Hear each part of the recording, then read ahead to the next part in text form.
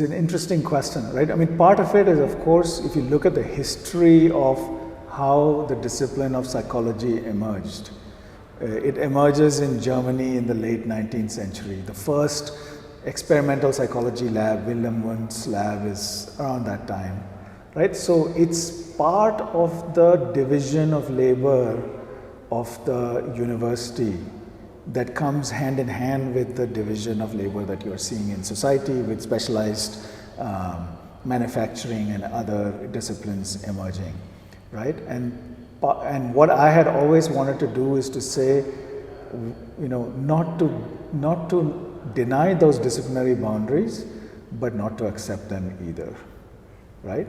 So to leave those as question marks rather than as taken for granted.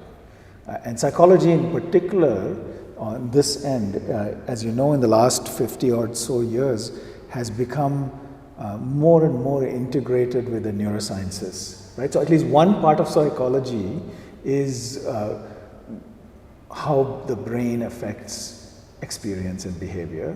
And you could say that that's the most well-funded and even maybe the most prestigious part of psychology in the West, at least today, right? As opposed to clinical psychology, I mean, the more service-oriented versions of psychology where people are using it for therapeutic purposes.